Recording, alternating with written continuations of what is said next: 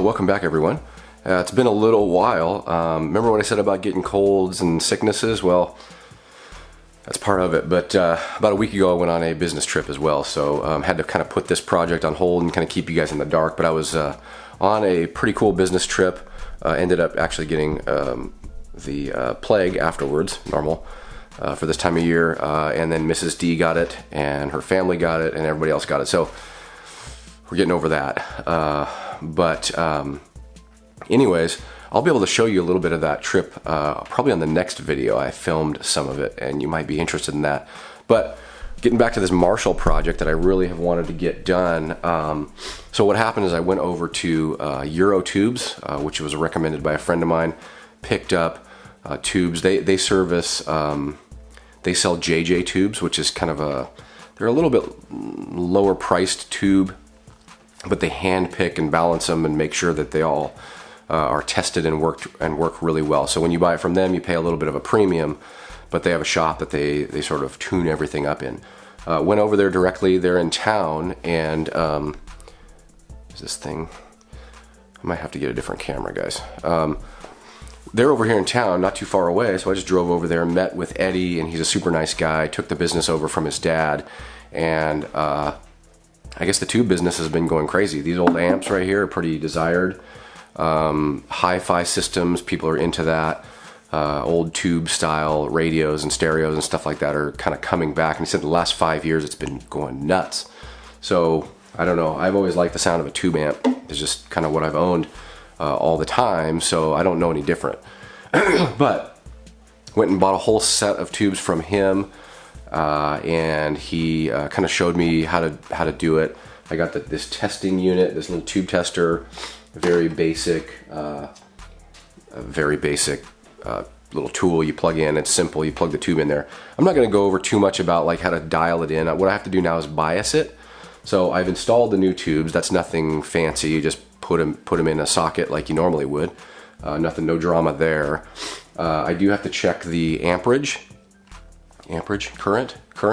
Yeah, 40 milliamp, 35 to 40 milliamps would be acceptable. And I think I'm 37. So I'm going to turn this on and kind of show you what that looks like. And then I'm going to shut it off, and I'm going to check plate voltage on these tubes, which is the voltage setting. So I have to check amperage and then voltage.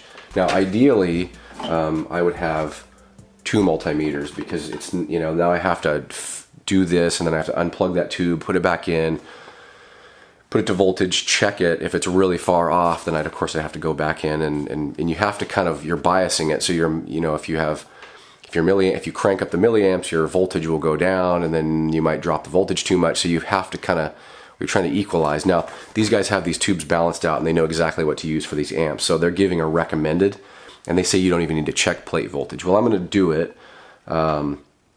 I've never done it before, but you have to you just check pin 3, and they're labeled on these tubes, pretty simple.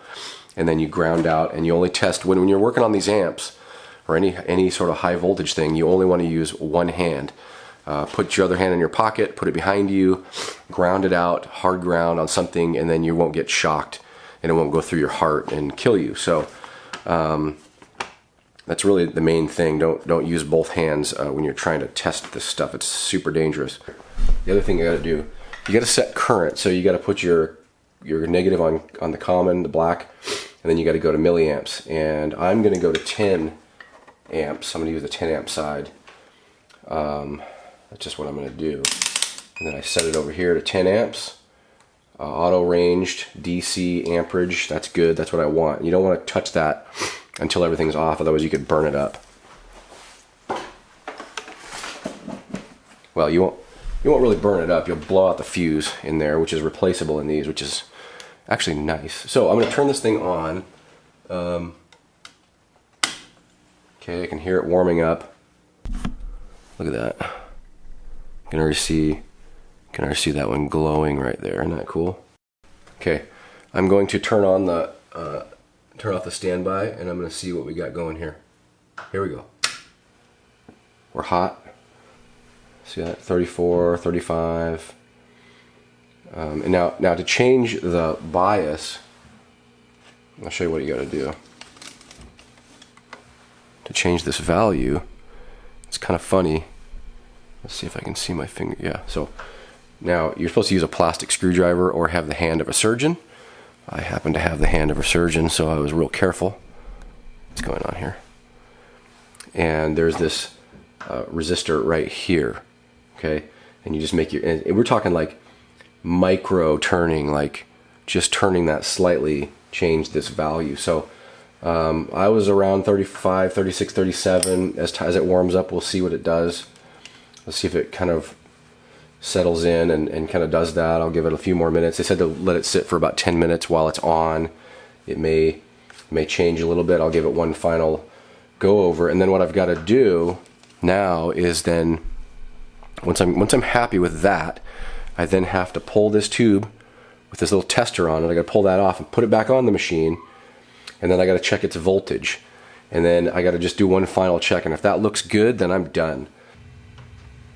And let's just turn that to 30, so we get a 37, 38. You know, that'd be kind of nice. I mean, it might sound a little warmer.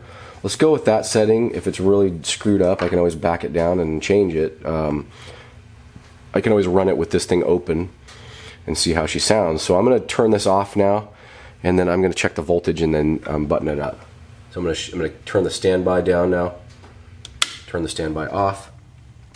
Watch my current drops out, and then I'm going to kill it. Okay. Now you can't just go and like do that check. Again, the multimeter thing is, you know, 2 multimeter thing would be really nice here because these are real hot now. I have to like wait.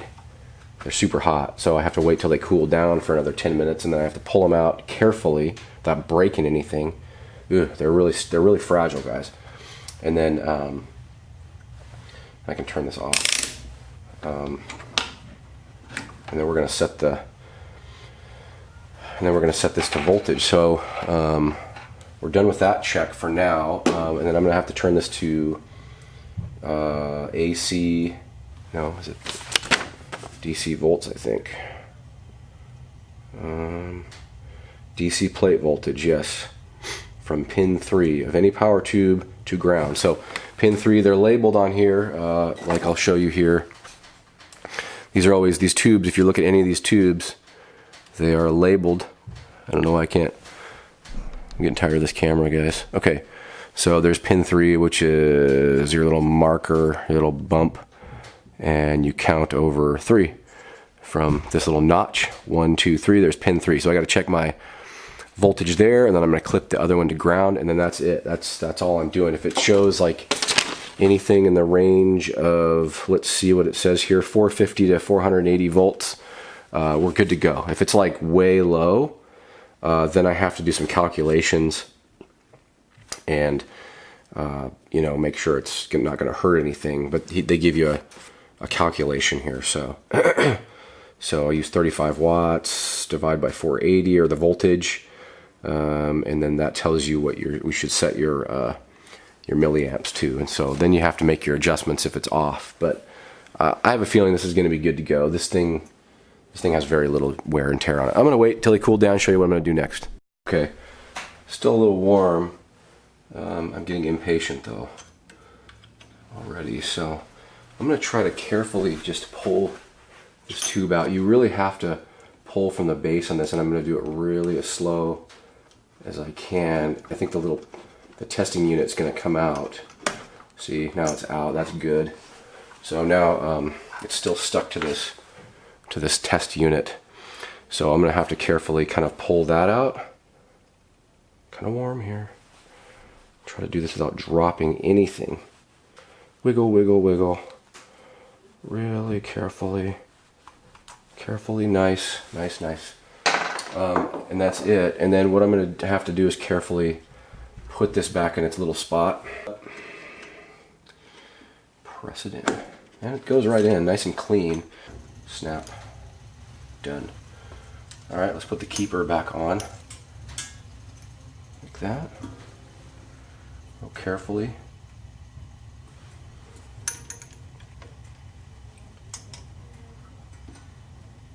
Just like that. We're all powered up. We're on DC DC voltage here. Okay, auto range mode. I've Well, you can't see here, I clamped this to the ground. One hand only, guys, one hand only. Never mess with it. We're talking about 500 volts here. You count off, these are labeled 1, 2, 3, pin 3. Pin 3 is on this side of the resistor. I think it's the plate voltage resistor or something. That seems to be where it checks out.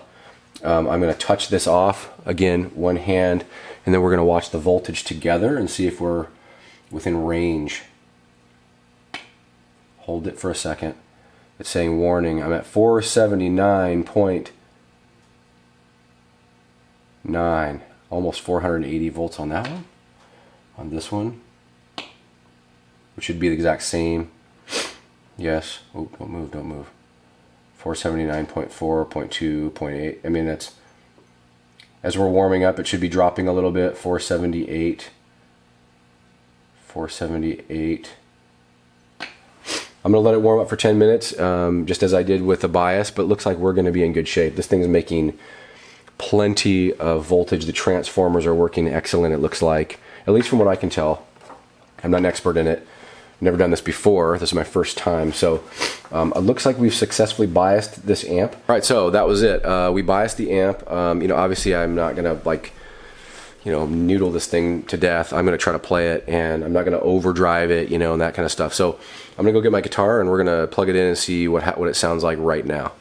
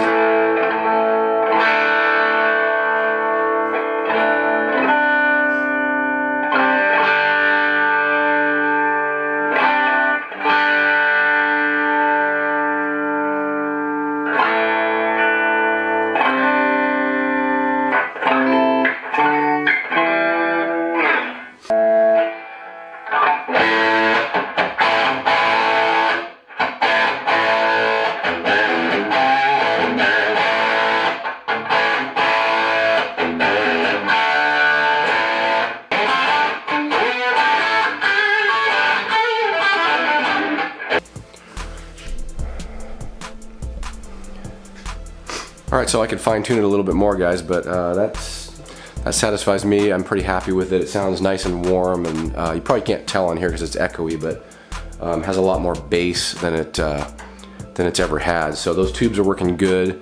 You know, I wish I could fine tune it a little bit with the with the multimeters, but I just kind of left it alone and just kind of you know, let it sit. Maybe after a while I'll burn them in for a while, then I may have to take it apart and kind of see how they're looking and make sure I'm not, you know, burning things up. But so far it sounds pretty nice. It'd be nice if it had a little more drive to it, but I think what I was running before was really blown out tubes that were just real teeny and distorted, and this, I believe, is kind of what it's let me turn this over here so it focuses. I believe this is more what this amp is supposed to sound like, a bit more clean, a lot more low end, and then I'll run my effects through it if I want more distortions or different types of stuff. So that's pretty cool. I'm pretty happy. I'm gonna throw this thing back together and jam on it a little bit. See you guys in the next one.